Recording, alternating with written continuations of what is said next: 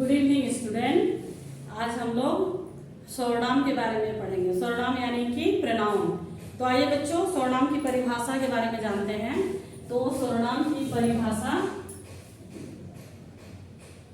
जो शब्द संज्ञा के स्थान पर प्रयोग किए जाते हैं उसे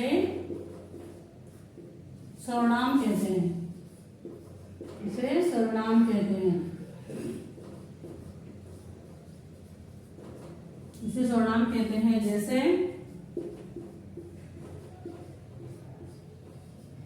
वह, तुम, हम, वे, उसके, उसे आदि। तो बच्चों इसकी परिभाषा को मैंने यहाँ लिखा है। जो शब्द संज्ञा के स्थान में प्रयुक्त होते हैं बच्चों, यानी कि प्रयोग किया जाता है, उसे सर्वनाम कहते हैं। तो हम सोचेंगे संज्ञा के स्थान में जिन शब्दों का प्रयोग होता है वो कैसे सर्वनाम होंगे। तो आइए मैं बताती हूँ बच्चों। यहाँ देखिए, जैसे कि ये राम स्कूल जा रहा है। राम स्कूल जा रहा है। तो है यहाँ देखिए बच्चों, ये राम है संज्ञा। तो बच्चों ये क्या है? संज्ञा। तो ये संज्ञा हो गया। तो इसी के ठीक है, इसकी जगह पर संज्ञा के स्थान में सर्वनाम का प्रयोग किया जाता है बच्चों। तो यहाँ लगेगा वह स्कूल जा रहा है। वह स्कूल जा रहा है या जाता है। तो यहाँ देखिए बच्चों, ये क्या हो गया? सर्वनाम। ये क्या हो गया बच्चों? सर्वनाम हो गया। ये हो गया सर्वनाम। तो संज्ञा के स्थान में सर्वनाम का प्रयोग हुआ कि नहीं बच्चों? तो इसीलिए हम लोग इसे सर्वनाम कहेंगे। तो संज्ञा के स्थान में जब सर्वनाम का प्रयोग होता है तब वो सर्वनाम बन जाता है, तब वो सर्वनाम कहलाता है। ठीक है बच्चों? तो इसी प्रकार से तो अब हम लोग आगे जानेंगे कि सर्वनाम के कितने भेद होते हैं। सर्वनाम के कितने भेद होते हैं? तो बच्चों सर्वनाम के निम्नलिखित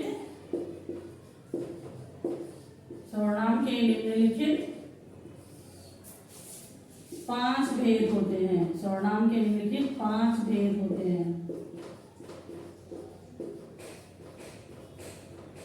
तो सर्वनाम के निम्नलिखित 5 भेद होते हैं बच्चों। पहला है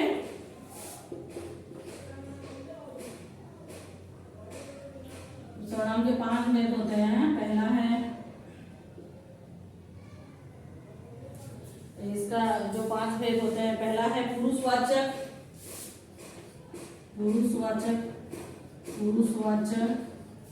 सर्वनाम। दूसरा है निश्चयवाचक सर्वनाम। निश्चयवाचक सर्वनाम।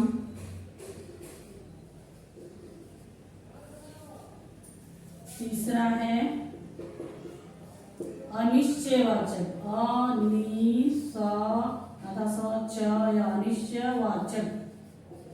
अनिश्चयवाचक सर्वनाम।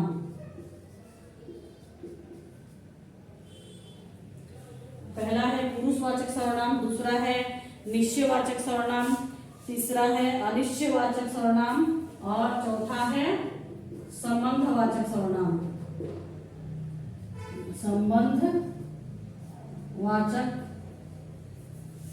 संबंधवाचक सर्वनाम।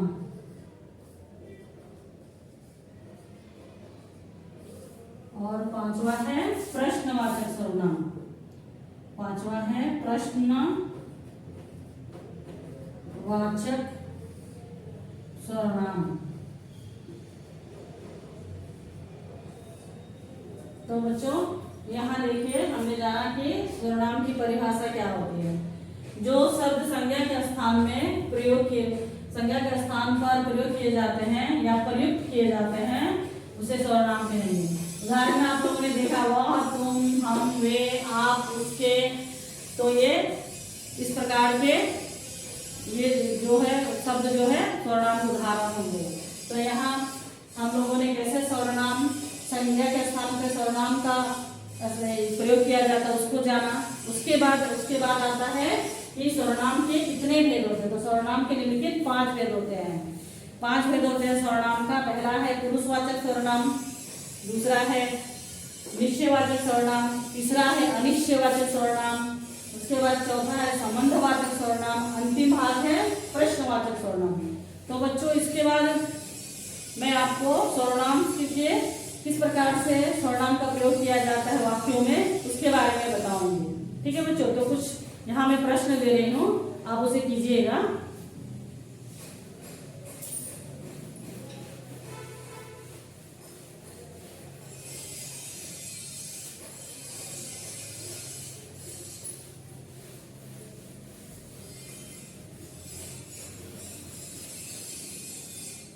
तो यहाँ कुछ प्रश्न है, सर्वनाम से संबंधित प्रश्न है।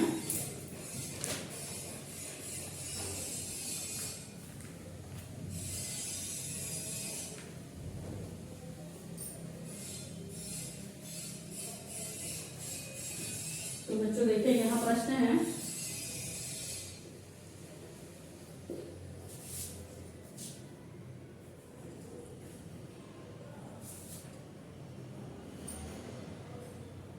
नीचे लिखे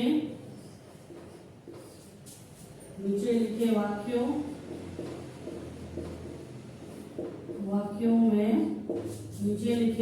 में सर्वनाम शब्दों को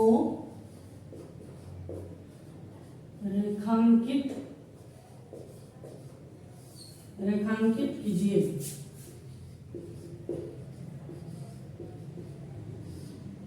तो बच्चों नीचे लिखे वाक्यों में सर्वनाम शब्दों को रेखांकित कीजिए, यानी कि जो वाक्य होंगे उसके नीचे कौन सा शब्द जो सर्वनाम है उसके नीचे आपको अंडरलाइन करना है, यानी कि रेखा खींचना है, लाइन खींचना है। तो पहला प्रश्न है, वह नाच रही है। वह नाच रही है। दूसरा है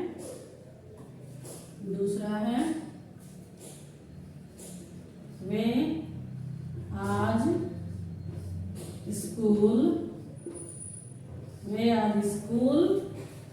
आज स्कूल नहीं जाएंगे।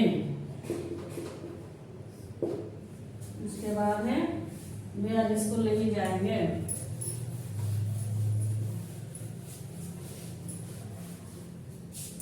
उसके बाद उसके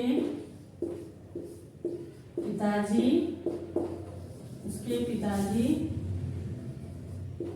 घर पर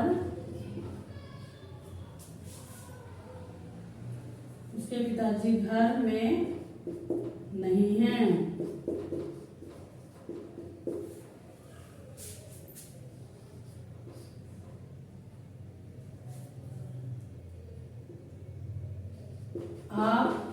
उसके बाद आप कहाँ जा रहे हो। आप कहाँ जा रहे हो। पांचवा है अंतिम अंग, वो लिखेंगे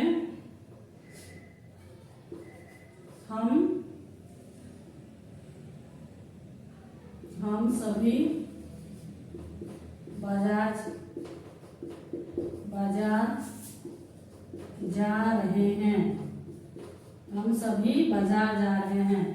तो बच्चों यहाँ देखिए नीचे लिखे वाक्यों में सर्वनाम शब्दों को रेखांकित कीजिए। तो मैं एक आपको बता दे रही हूँ यहाँ इसका कहाँ सर्वनाम है। ठीक है बच्चों, तो यहाँ देखिए ये व है, तो ये क्या हो गया, सर्वनाम हो गया। तो आप लोगों को वाक्यों को पुनः लिखकर आपको सर्वनाम के शब्द के आगे में आपको रेखा खींचना है। ठीक है बच्चों। तो बच्चों आज हम इसके जो प्रकार हैं, जो 5 प्रकार है इसको हम लोग अगली कक्षा में जानेंगे। किस प्रकार से पुरुषवाचक, निश्चयवाचक, अनिश्चयवाचक, संबंधवाचक और प्रश्नवाचक सर्वनाम का प्रयोग हम लोग करते हैं और उसकी परिभाषाओं के बारे में जानेंगे। तो आशा है बच्चों आज मैंने आप लोगों को सर्वनाम के बारे में बताया, सर्वनाम के उदाहरण बताया, किस प्रकार से संज्ञा के स्थान में सर्वनाम का प्रयोग होता है बच्चों, और किस प्रकार से सर्वनाम को चुनेंगे हम लोग, और सर्वनाम के कितने भेद होते हैं उसके बारे में बताया। और यहाँ मैंने कुछ प्रश्न दिए हैं जिसे आप कीजिएगा ताकि इसको और भी समझने में आपको मदद मिलेगी। तो आशा है आपको समझ में आया होगा और आप इसे अच्छी तरह समझ पाए होंगे। तो आप दूसरे बच्चों को भी इसे शेयर कीजिए ताकि वो पढ़ें और सर्वनाम के बारे में आसानी से समझ सकें। धन्यवाद।